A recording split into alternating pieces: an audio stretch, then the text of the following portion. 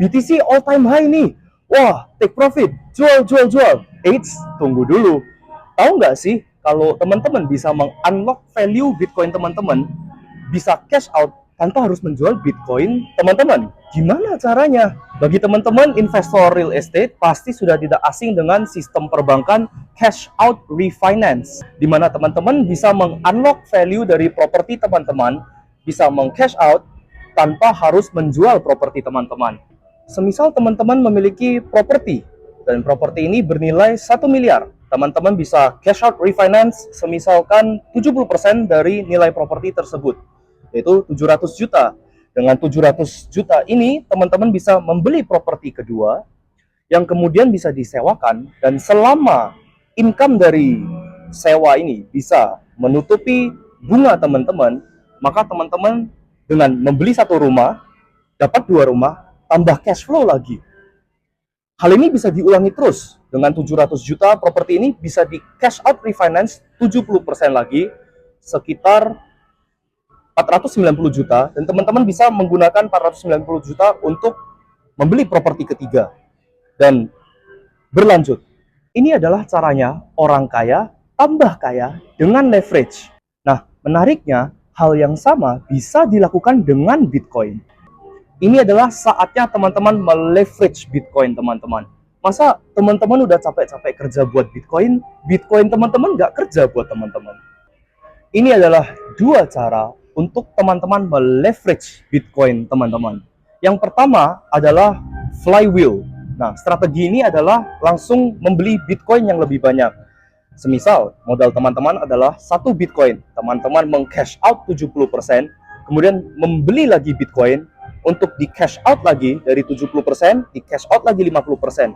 Dengan cara seperti ini, teman-teman telah memiliki 2 Bitcoin hanya dengan modal 1 Bitcoin. Nah, cara yang kedua adalah teman-teman menganggap Bitcoin seperti pinjaman modal kerja teman-teman.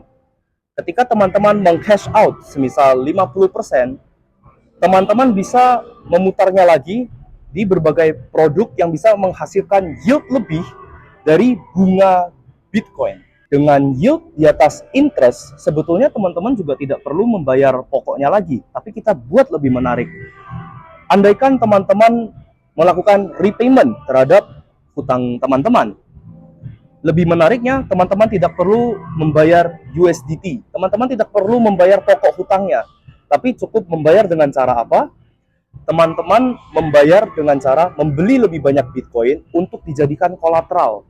Dengan begitu, loan to value teman-teman akan semakin menjauh, dan terus dengan loan to value teman-teman yang semakin menjauh dan harga Bitcoin yang apresiasi, teman-teman bisa cash out lebih banyak, putar lebih banyak, beli lagi lebih banyak, cash out lagi lebih banyak. Selamat, teman-teman telah menemukan infinite money glitch. Semua struktur itu di bawah fondasi Bitcoin yang dimana dijadikan kolateral, dan kolateral itu sendiri apresiasi.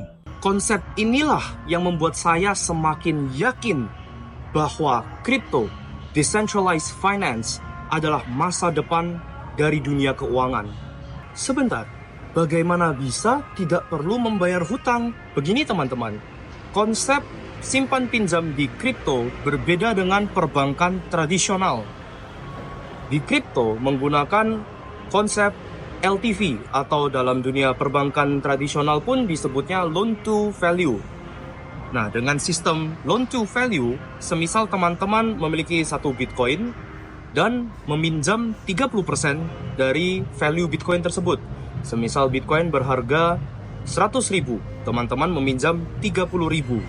Dengan loan to value 30%, maka selama Bitcoin tidak menyentuh harga 30.000, maka teman-teman bebas kapan saja, tidak perlu membayar hutang. Dan bahkan potensinya adalah apa? Ketika Bitcoin harganya apresiasi, maka teman-teman bisa cash out lebih banyak lagi. Dengan LTV yang menurun, teman-teman bisa cash out lebih banyak lagi. Sebentar, ada LTV. Bitcoin kalau turun ke titik LTV, maka akan liquid. Bitcoin kita hilang dong. Berarti ada resiko Bitcoin kita hilang. Ya, Segala produk finansial pasti memiliki resiko. Nah, yang penting kita mengantisipasi resiko tersebut. Bayangkan saja worst case skenario, ya, skenario terburuk, Bitcoin teman-teman terlikuidasi. Ya, sebetulnya nothing to lose teman-teman. Karena kenapa? Teman-teman sudah cash out di awal. Bahkan tanpa loan-nya sendiri, kalau Bitcoin turun sampai ke titik likuidasi, ekuitas teman-teman juga menurun sekian. Jadi tidak ada hubungannya dengan loan ini. Loan ini justru menambahkan upside potential dari leverage Bitcoin teman-teman. Risknya tetap sama dengan teman-teman hold Bitcoin.